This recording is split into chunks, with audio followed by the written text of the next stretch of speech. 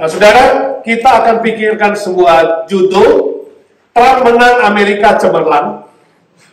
Minggu lalu kita pikirkan Trump atau Harris, lalu dimenangkan oleh Trump. Nah, hari ini temanya, kalau Trump menang, apakah Amerika bakal cemerlang? Kita akan pikirkan tema seperti itu. Mari kita diskusi dulu 3 pertanyaan. Yang pertama, pemilu di Amerika Serikat 5 November 3 hari lalu dimenangkan oleh Donald Trump. Ya, saya nggak tahu saudara ngikutin nggak, ikut-ikut hitung nggak, sehingga malam hari itu tengah malam sudah tahu hasilnya ketika dia mencapai electoral vote-nya, ya, lebih dari 270. Nah, motonya Trump itu adalah to make America great again. Dengan kata lain, buat Amerika itu cemerlang, gilang gemilang, ya, supaya sama-sama ang, gitu ya. Pokoknya berjaya lagi, sukses lagi. Nah, programnya belum jelas apa. Memang waktu kampanye semua calon presiden itu mengumbar janji, ya, semua janji-janji yang manis. Tapi nanti pelaksanaannya belum tentu, kita belum tahu, ya. Kebanyakan politikus begitu. Ya, apa yang diomongin di janji nanti pelaksanaannya belum tentu begitu. Jadi kita belum tahu apa yang akan terjadi, masih di atas kertas. Beberapa yang dia pernah sebutkan adalah memperketat visa untuk masuk negara Amerika, khususnya dari negara-negara Islam yang rawan teroris. Nggak gampang sekarang masuk Amerika. Ya. Lalu dia akan memperbaiki ekonomi, ya. Memperbaiki pendapatan senior. Jadi yang social security dan yang lain-lain tidak akan di-cut, mungkin ditambah, ya. Lalu tax tentu akan naik. Saya tidak tahu kelas menengah dan bawah ikut naik nggak, ya. Tapi ekonomi akan lebih maju karena memang otak dia otak bisnis, ya. Dia akan revisi aturan untuk NATO, mungkin anggota-anggota yang nggak bayar iuran atau yang iurannya rendah akan dinaikin. Pokoknya dia akan pikirkan Amerika dapat banyak duit. Dia akan menegakkan hukum di negara ini, nggak boleh sembarangan lagi, harus tegas terhadap hukum, keamanan diperketat, perbatasan mungkin, saya nggak tahu pagernya nanti disambung, nggak diselesaikan, ya waktu itu belum selesai, ya, dengan menghindari masuknya banyak imigran gelap. Dia akan memperkuat politik luar negeri, cuma nggak gampang. Amerika belum pernah ada presiden wanita, saya juga nggak pikirkan ini, apakah dia menang karena pria? Waktu Hillary juga dia menang, Hillary nggak terpilih, ya, belum pernah ada sejarah wanita jadi pemimpin negara adidaya, sehingga dia yang terpilih. Ya, kita tidak tahu apa karena itu atau karena yang lain, tapi yang pasti belas kasihan Tuhan. Ketika dia ditembak, kena kupingnya nggak mati, mungkin itu sebuah tanda Tuhan masih mau pakai dia. Dan sekarang dia terpilih, ya. Dia akan menegakkan hukum, saya harap sungguh-sungguh dilaksanakan hukum dan kebenaran, ya. Lalu misalnya pelanggaran-pelanggaran yang tadinya dibiarkan pada zaman Demokrat akan ditegakkan. Nah, menurut saudara, ini pertanyaannya, menurut saudara, apakah Trump, ya, mungkinkah dia, si Trump itu bisa atau mampu membuat Amerika great again, mengubah Amerika, bahkan mengubah dunia menjadi lebih baik, lebih cemerlang, lebih gemilang? Mungkin nggak dia bisa? Mampu nggak si Trump itu melakukan cita-citanya atau menggenapi kerinduannya? Gak ada jawaban, berarti wallahu alam. Apa katanya nanti? Ya. Tapi menurut saya mungkin ya, si Trump itu dengan program-programnya. Mungkin nggak seorang presiden seperti dia, ya, dengan partai Republikan platform dia, mampu membuat Amerika great again, bahkan the world, dunia akan makin baik. Nah, ini menjadi sebuah tanda tanya besar. Nanti kita akan lihat. Mungkin nggak seorang manusia atau sekelompok manusia bisa membuat dunia ini makin baik. Nomor 2, dunia ini ada banyak masalah, misalnya ya peperangan, kelaparan, kemiskinan, terorisme, narkoba, AIDS, penyakit-penyakit menular lainnya, dekadensi moral, misalnya LGBTQ yang makin marak, liberalisme yang makin marak, aborsi, pornografi, pelacuran, pelecehan anak, dan berbagai kriminalitas dan penderitaan di Amerika dan di dunia. Ya, menghadapi masalah-masalah berat seperti itu, bila saudara bisa mengubah satu hal di negara ini atau di dunia atau di tempat saudara, ya, mengubah satu hal menjadi lebih baik, kira-kira saudara mau ubah apa? Nah, ini dari Trump pindah ke saudara ini. Trump ada banyak hal yang mau dia ubah. Nah, kalau saudara bisa mengubah satu hal aja, saudara mau ubah apa? Membuat dirimu lebih cantik, membuat dirimu lebih kaya, membuat dirimu lebih berkuasa, lebih kuat, membuat apa? Membuat musuh saudara lebih diperketat. Nah, itu gayanya Trump, ya kan? Sehingga orang-orang yang tadinya membenci dia, yang mengejek dia, menghina dia, oh sekarang mungkin ketakutan kalau dia mengatakan, aku akan menegakkan keadilan. Jadi, saya harap dia nanti menjalankan pemerintahannya bukan hati yang membalas dendam, tapi benar-benar jadi seorang Kristen yang dilahir barukan. Dia kayak bayi rohani nih, ya. Jadi kirimin video, kelompok-kelompok dia bisa memuji Tuhan, bernyanyi, bersyukur dan berdoa waktu dia menang. Itu hal yang bagus, bahwa itu jasanya Tuhan, itu kreditnya Tuhan. Saya harap dia sungguh-sungguh dipoles sama firman Tuhan, ya.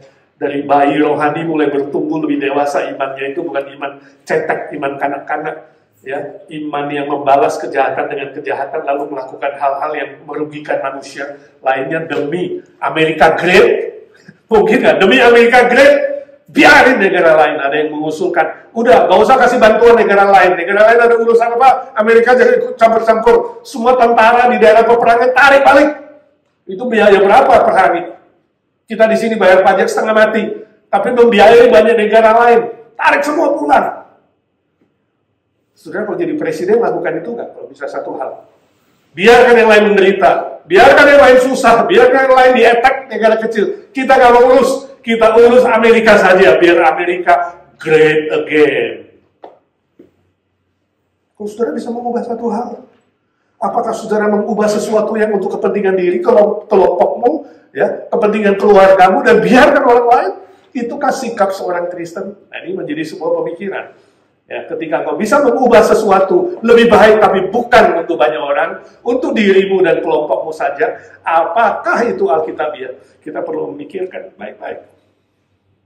Ketiga, menurut saudara bagaimana caranya bisa mengubah dunia ini menjadi lebih baik? Apakah dengan ilmu pengetahuan dan teknologi? Dengan AI yang hebat, ya, artificial intelligence itu, robot yang smart, tapi gak punya perasaan? Ataukah dengan kepemimpinan yang hebat, presiden yang hebat, atau pemimpin yang pinter? Ataukah dengan program welfare, membantu mereka yang miskin, susah, dan lain-lain, itukah mengubah dunia? Atau dengan program gereja? Atau dibiarin aja lah Pak, ngapain? Toh bumi ini, dunia ini sudah makin rusak, dan suatu hari akan kiamat dan akan binasa. Bagaimana caranya mengubah dunia? Saya pikir mau tidak mau kita harus kembali kepada firman Tuhan. Mari kita lihat apa yang diajarkan Tuhan Yesus. Ada 3 bagian firman Tuhan saya ingin ajak kita baca bersama pada malam hari ini, ya. Markus 16 ayat 15 dan 16. 1, 2, 3. Lalu dia berkata kepada mereka, pergilah ke seluruh dunia, beritakanlah Injil kepada segala makhluk. Siapa yang percaya dan dibaptis akan diselamatkan, tetapi siapa yang tidak percaya akan dihukum. Ini perkataan Tuhan Yesus. Yang kedua, Matius 5 13 sampai 16. 1, 2, 3. Kamu adalah garam dunia. Jika garam itu menjadi tawar, dengan apakah ia diasinkan? Tidak ada lagi gunanya selain dibuang dan diinjak orang. Kamu adalah terang dunia. Kota yang terletak di atas gunung tidak mungkin tersembunyi. Lagi pula orang tidak menyalakan pelita itu, lalu meletakkannya di bawah gantah, melainkan di atas kaki dia, sehingga menerangi semua orang yang di dalam rumah itu. Demikianlah hendaknya terangmu bercahaya di depan orang, supaya mereka melihat perbuatanmu yang baik dan memuliakan Bapamu yang di sorga. Ini pun perkataan Tuhan Yesus. Satu lagi perkataan Tuhan Yesus, Matius 25, 37 sampai 40. 1, 2, 3. Maka orang yang benar itu akan menjawab dia, katanya, Tuhan, bila manakah kami melihat engkau lapar dan kami memberi engkau makan, atau haus dan kami memberi engkau minum? Bila manakah kami melihat engkau sebagai orang asing dan kami memberi engkau tumpangan, atau telanjang dan kami memberi engkau pakaian? Bila manakah kami melihat engkau sakit atau dalam penjara dan kami mengunjungi engkau? Dan raja itu akan menjawab mereka, Aku berkata kepadamu, sesungguhnya segala sesuatu yang kamu lakukan untuk salah seorang dari saudaraku yang paling hina ini, kamu telah melakukannya untuk aku. Ini pun perkataan Tuhan Yesus. 3 bagian perkataan Tuhan Yesus yang penting ini memberikan kita sebuah gambaran bagaimana caranya kalau hari ini saudara diberi kesempatan untuk mengubah dunia, bukan hanya Amerika. Mengubah dunia secara keseluruhan atau dimulai dari dunia di sekitar saudara.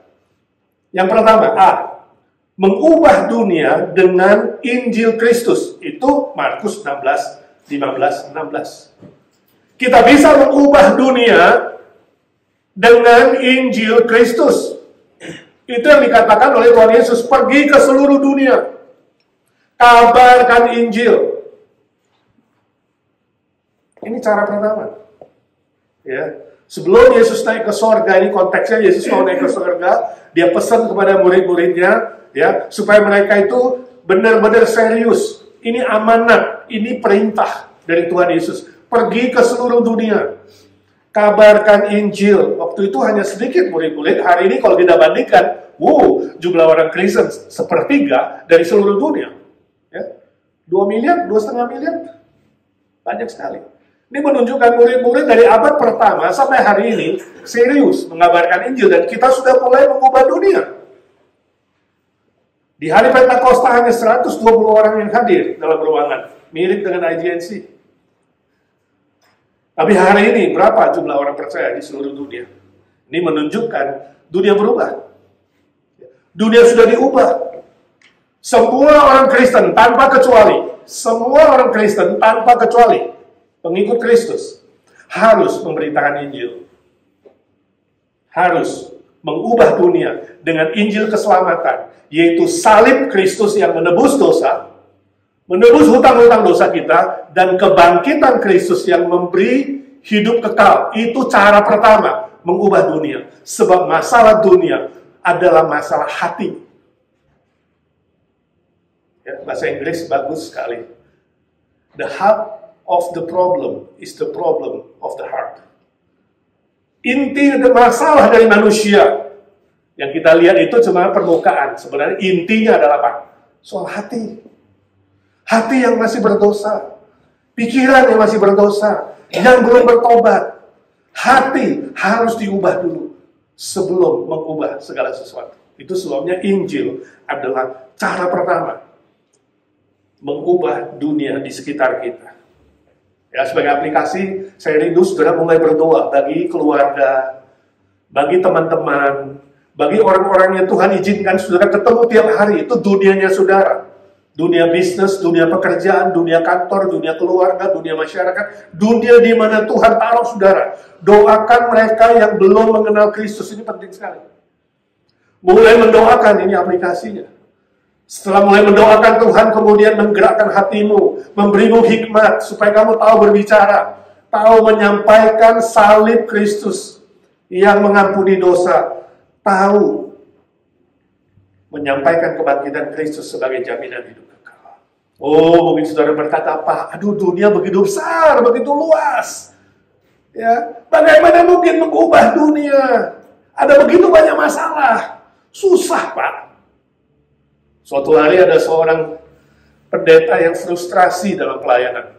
Karena banyak persoalan, banyak masalah, banyak tekanan, ya, banyak cobaan, banyak godaan. Dia sudah pengen give up, dia sudah tidak mau, nggak tahan, ya, melayani pekerjaan Tuhan, mengubah apa yang ada di sekitarnya. Dia frustrasi, dia jalan di tepi pantai, menyusuri pantai.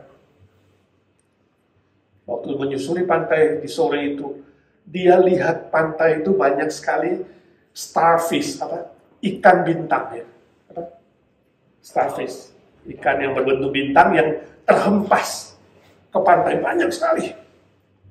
Karena dihantam sama ombak itu, starfish ada di pantai. Itu kalau nggak dikembalikan ke laut, mereka bisa mati kekeringan. Ya. Tiba-tiba dia lihat ada seorang bapak mulai melemparkan starfish ke laut. Pendeta itu deketin dia, Pak, untuk apa Bapak selamatkan starfish itu? Ada ribuan sekarang. You cuma lempar 1-2 ekor saja ke sana. Kasihan, mereka tetap binasa. Lalu Bapak itu mengatakan, minimal untuk yang 1 ekor ini yang di tangan saya, hari ini dia selamat. Diambil lagi. Yang ini juga, I make a difference. Saya buat perbedaan untuk dia. Dia tidak mati. Dia lemparkan satu persatu. Pendeta itu mulai sadar. Waktu dia sadar, wow, seolah-olah Tuhan berbicara kepada saya lewat Bapak ini. Gak lama kemudian dia kaget. Hah? Bapak yang tadi dia ajak bicara, tiba-tiba dia nggak lihat. Lenyap atau kemana? Dia kaget. Wow, Tuhan, apakah Kau mengirimkan malaikat untuk saya? Berbicara kepada saya. Kalau kita memikirkan seluruh dunia dan masalah yang begitu banyak, rasanya sulit dan kita kecewa dan mau give up. Tapi kalau kita fokus satu persatu, one by one, membuat perbedaan dan perubahan kepada one by one, kita bersama bisa berhasil. Amin. Jadi jangan cepat kecewa. Kadang melihat masalah begitu banyak dan numpuk, kita frustrasi dan mau mundur. Tapi kalau kita lihat ada satu hal yang bisa aku lakukan Tuhan. Hanya satu hal. The power of one. Berdoa, Tuhan, beri aku. Setiap hari kalau saudara hidup, masih bernafas setiap pagi, kata Tuhan, hari ini, beri aku the power of one. Untuk mengubah satu hal saja. Untuk bercerita Injil kepada satu orang saja. Untuk membantu satu orang saja yang membutuhkan. Itu sudah membuat perubahan. Amin. Gak usah yang gede-gede, gak usah mikirkan yang hebat-hebat. Ya. Mulai dari satu persatu yang kecil. Yang kedua, B. Mengubah dunia dengan berbuat baik. Matius 5 ayat 13-16. Ya. Kenyataan hidup di dunia ini memang sangat banyak masalah dan sangat banyak persoalan. Itu kenyataan, gak bisa lari. Ya, gak bisa lari. Namun orang Kristen tetap dipanggil ikut mengubah dunia dengan berbuat baik yang konkret. Ada 2 istilah yang dipakai di situ, yaitu terang dan garam. Istilah terang itu berarti apa? Cahaya. Dan berarti terpisah. Ya, kita terang terpisah dengan gelap, dunia yang gelap. Dunia yang banyak masalah, dunia yang banyak persoalan itu gelap, kita terang. Ada sebuah keterpisahan. Nah, ini yang disebut polarisasi. Ini gayanya Trump, saudara. Gayanya Trump itu polarisasi. Kalau ya, tidak, ini tegas, berbeda. Yang jahat harus dihukum, yang benar, Trump. Disebut polarization. Gaya politik dia polarisasi. Ya, sedangkan Demokrat hari itu lebih banyak kompromi. Oke lah, jahat dikit gak apa-apa lah. Ya, you maling, you apa rusak, ya di penjara penuh, ya udahlah. Ya, dikasih kompromi. Beda. Gayanya terang. Aku terang, kamu gelap, kita terpisah. Tapi ingat, ada istilah lain, satu lagi itu, garam. Yesus gak hanya mengatakan kamulah terang, tapi kamu garam. Kalau terang terpisah, garam itu apa? Bercampur. Garam itu masuk penetrasi, masuk ke dalam sayur, masuk ke dalam makanan. Kita gak disuruh untuk memisahkan diri. America great again, forget the world. No, itu bukan panggilan Tuhan Yesus. Itu bukan panggilan orang Kristen. Kita gak dipanggil untuk lari, melarikan diri ke gunung bertapah. Ya, dunia ini jelek, dunia ini jahat, dunia ini rusak. Mari kita memisahkan diri jauh-jauh. Bukan itu, jangan jadi ekstrim. Polarisasi adalah sebuah ekstrim juga. Tapi Tuhan Yesus mengajar kita sebuah hikmat. Selain terpisah, kita perlu bercampur, bergaul. Bergaul dengan orang jahat, bergaul dengan orang berdosa. Yesus bergaul dengan pelacur, bergaul dengan pemabuk, bergaul dengan orang Farisi, bergaul dengan pemungut cukai, duduk makan bersama dengan mereka. It's okay, asal kamu jangan jadi pelacur dan penjahat. You see? Ini Yesus. Ini ajaran firman Tuhan. Terang dan garam. Separasi, penetrasi. Terpisah, tapi bercampur. Bukan melarikan diri. Kita hidup bersama. Ya. Lalang dan gandum hidup bersama. Kambing dan domba hidup bersama. Tapi kita dipanggil punya sebuah kesamaan. Memberi pengaruh yang baik. Terang memberi pengaruh yang baik. Menerangi. Garam memberi pengaruh yang baik. Kasih rasa. Ya. Kasih enak. Kasih nikmat. Itu sebabnya disimpulkan di ayat 16. Hendaklah semua orang melihat terangmu. Yaitu apa? Perbuatan baik. Itu kuncinya. Mengubah dunia hari ini, berbuat baik. Dalam situasi apapun. Sejahat apapun orang itu. Ya, mengkritik kamu, menjatuhkan kamu, menjelekkan kamu, tetap harus berbuat baik. Itu kesamaan dari terang dan garam. Pengaruh yang baik. Waktu anak saya masuk SMA, saya selalu udah pesen mereka. Ingat, boleh bergaul dengan siapa saja. Tapi pergi dengan siapa, papa mama pengen tahu. Kasih nomor teleponnya, nomor telepon orang tua. Bergaul dengan siapa saja, boleh. Silakan, warna kulit apa, latar belakang apa, silakan. Tapi ingat, kalau kamu tidak bisa memberi pengaruh yang baik, kamu keluar. Itu syaratnya. Kalau kamu hadir di situ bisa memberi pengaruh yang baik, dampak yang baik, go ahead, bergaul dengan siapa saja. Tapi kalau kamu tidak bisa memberi pengaruh yang baik, malah dipengaruhi, itu tandanya kamu gak kuat, kamu gak mampu. Harus mundur. Nangkap, saudara, ini hikmat. Yusuf digoda oleh Nyofar, kita tahu Nyofar? Nyonya Potifar. Nyofar itu cakep, ya, genit, sekaligus bahenol kali ya. Tiap hari menggoda Yusuf yang masih muda. Ya. Satu hari, dua hari masih kuat. Hari ketiga, keempat, kelima udah gak kuat, dia bagaimana? Lari. Jangan bertahan, jangan kira kamu kuat. Kuat bertahan. Ketika kamu tidak bisa memberi pengaruh yang positif dan berbuat baik untuk orang lain, itu tandanya kamu tidak di situ keluar. Nangkap, saudara. Bagaimana mengubah dunia hari ini? Berbuat baik.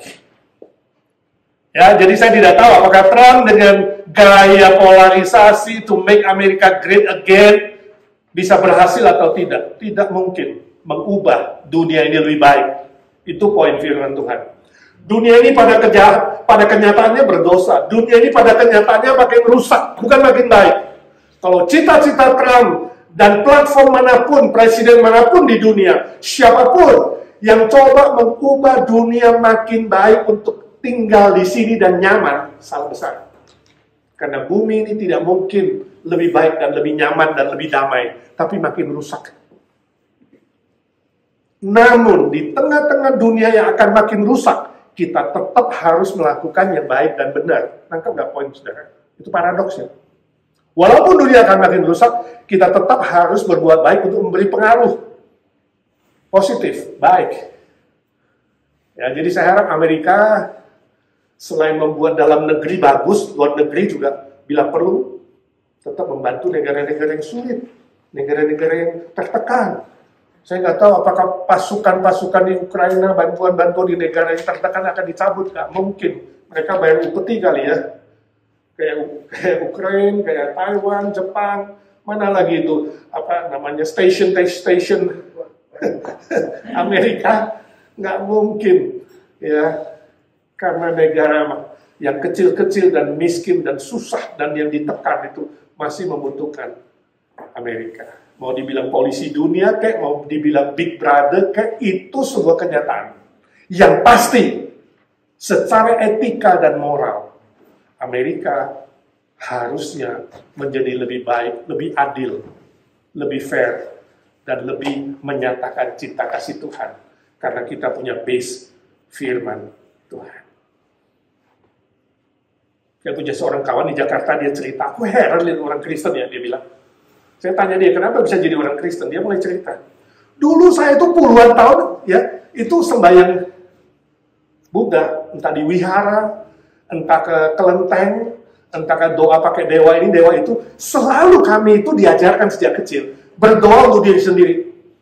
Berdoa untuk kepentingan diri, berdoa untuk kekayaan, berdoa untuk kesuksesan, berdoa untuk keluarga, semua adalah untuk diri sendiri. Aku gak pernah doain urusin orang lain. Semua yang ke wihara itu selalu sembahyangnya untuk keluarga sendiri dan diri sendiri. Tapi heran, waktu pertama kali aku diajak ke gereja oleh temanku, dia mendoakan saya. Dia mendoakan bisnis saya, pekerjaan saya, keluarga, dan saya lihat mereka waktu berdoa itu sebutin orang-orang lain. Loh, ini kok Kristen aneh ya? Bukan doa untuk diri sendiri, doa untuk orang lain. Nah, kita doa syafaat. Dari situ dia mulai berpikir, wow, ini beda. Lama-lama dia mengenal bahwa firman Tuhan berkata, kita adalah terang dan garam yang harus membawa pengaruh berbuat baik. Pengaruh yang baik untuk orang lain. Saudara melihat, ini sebuah pintu untuk mengubah dunia. Kalau orang Kristen bertahan berbuat baik, selalu berbuat baik, terus berbuat baik, itu sebuah pintu, sebuah cara yang Tuhan pakai untuk mengubah dunia. Amin. Yang terakhir, mengubah dunia dengan mengasihi Kristus. Mengasihi Kristus itu Matius 25, 37-40. Nah, itu konteksnya adalah penghakiman terakhir. Yesus sedang berkhotbah menjelaskan soal akhir zaman. Jadi kalau saudara lihat khotbahnya Yesus, Matius 24 dan 25 itu tentang akhir zaman, itu 2 pasal.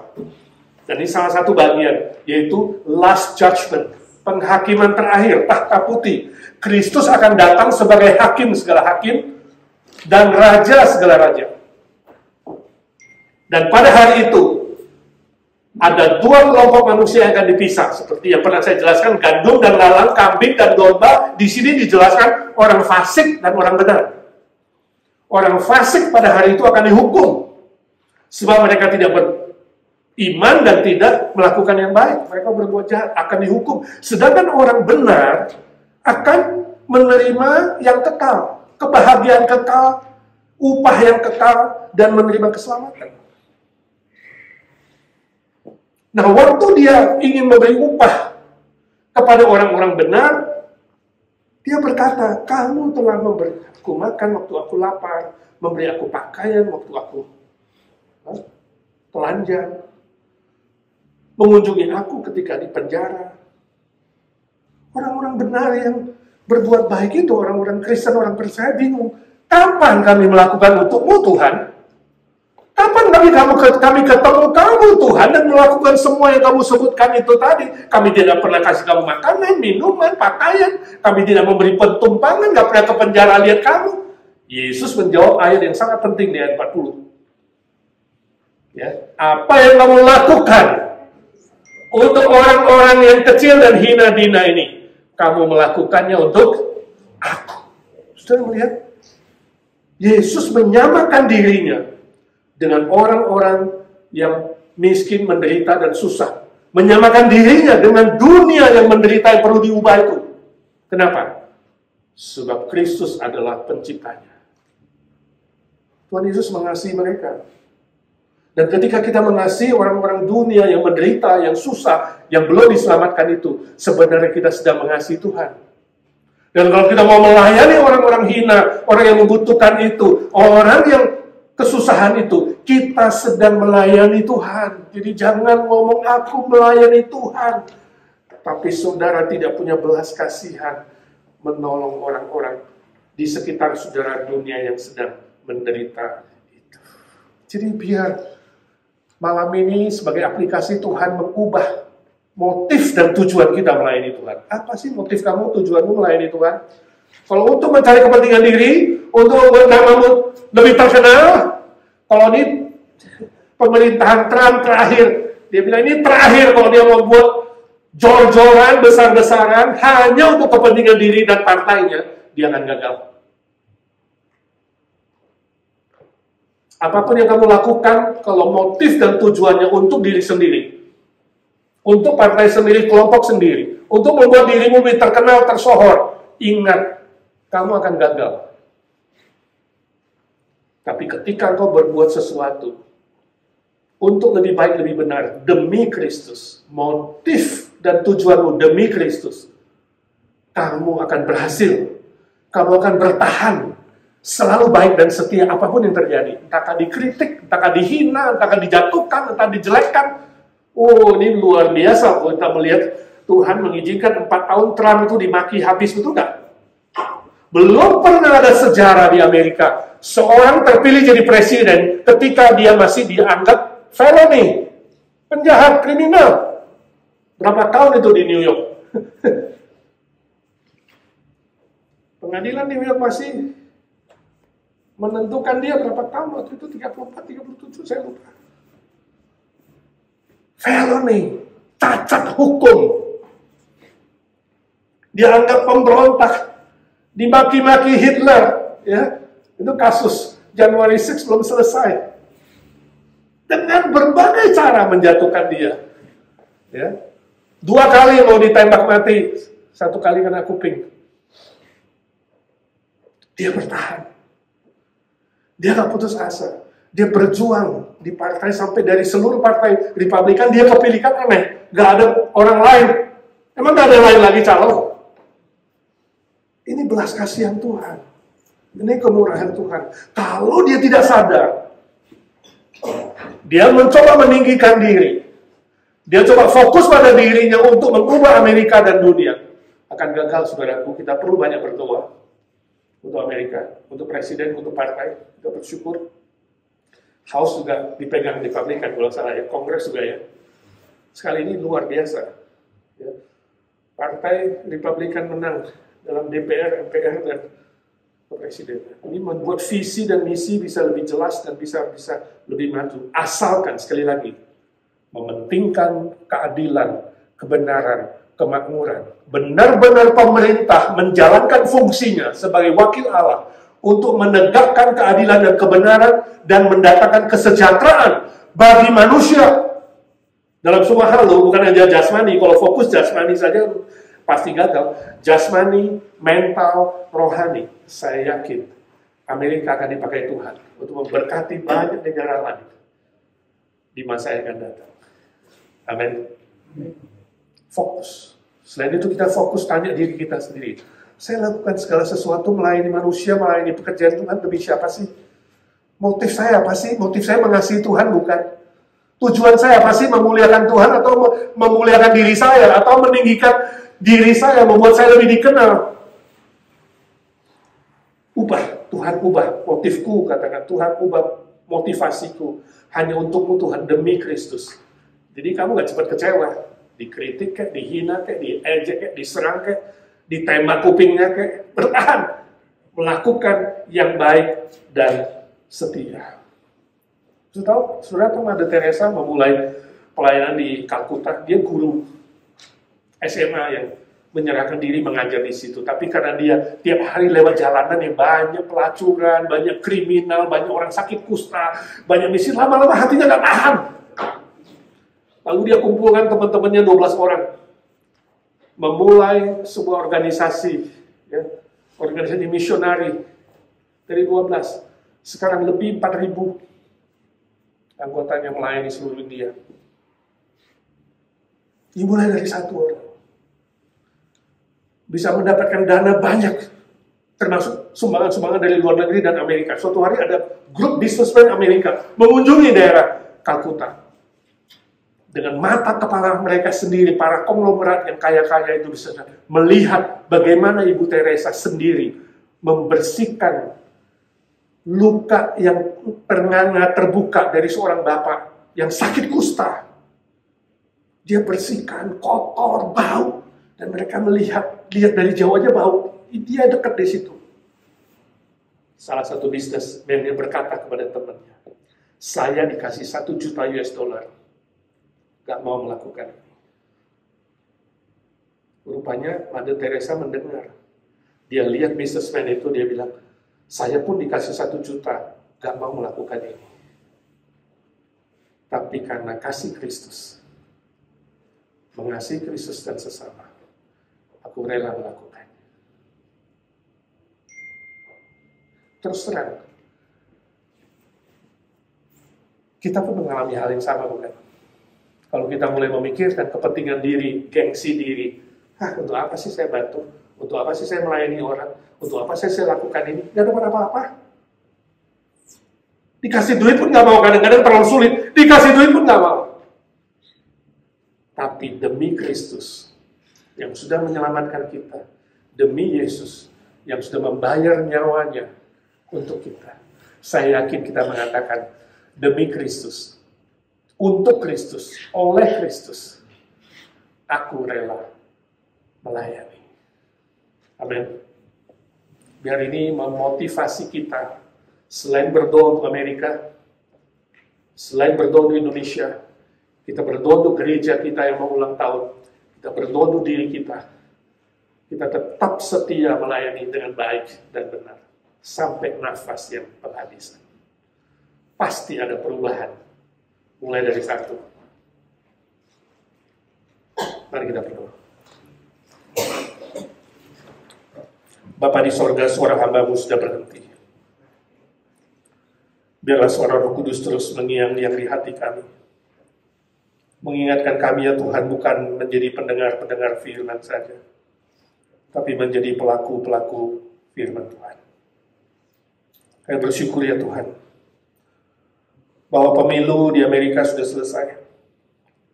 Trump terpilih jadi presiden dengan seluruh kabinetnya dan dengan partai Republikan yang menduduki DPR, MPR. Kami berdoa Tuhan memberkati Amerika. Bukan hanya Amerika great again dalam hal materi, dalam hal jasmani, tapi juga dalam hal moral, dalam hal spiritual. Berilah kebangunan rohani, sehingga kebenaran Tuhan boleh ditegakkan. Bahkan Amerika great karena bisa melayani dan menolong banyak negara lain, menjadi pionir-pionir yang mengizinkan banyak jiwa boleh mendengarkan Injil, diselamatkan oleh Tuhan. Kami doakan banyak bencana terjadi di Amerika. Secara khusus kami mengingat musibah kebakaran besar kemarin di daerah Ventura County, daerah utara ya Tuhan. Lebih 2.000 acre yang terbakar dan ribuan rumah habis. Tuhan kasihani para korban yang kehilangan rumah tinggal. Berkati seluruh tim pemadam kebakaran yang bekerja keras dari semua county, turun tangan. Kami berdoa Tuhan kasihani California yang makin liberal. Kami rindu ada perubahan yang lebih baik. Dimulai dari kami, orang-orang Kristen yang diselamatkan Tuhan. Memberi pengaruh lewat pekabaran Injil, lewat berbuat baik, lewat pelayanan yang Tuhan izinkan bagi kami. Kami mendengar juga, ya Tuhan, Indonesia yang sudah mulai mempersiapkan kabinet merah putih yang menjalankan pemerintahan di sana. Kasihani juga Indonesia ya Tuhan. Dengan presiden yang baru, seluruh kabinet merah putih boleh melakukan tugas mereka dengan hati yang takut akan Tuhan. Dan kami doakan gereja-gereja Indonesia pun bisa diberi banyak kesempatan untuk melakukan banyak perubahan-perubahan di sana. Dalam nama Tuhan Yesus Kristus, Raja segala Raja, Tuhan segala Tuhan, Allah segala Allah, Dokter segala Dokter, Juru Selamat kami yang hidup selama-lamanya. Kami berdoa dan minta berkat mujizat Tuhan. Amin, amin.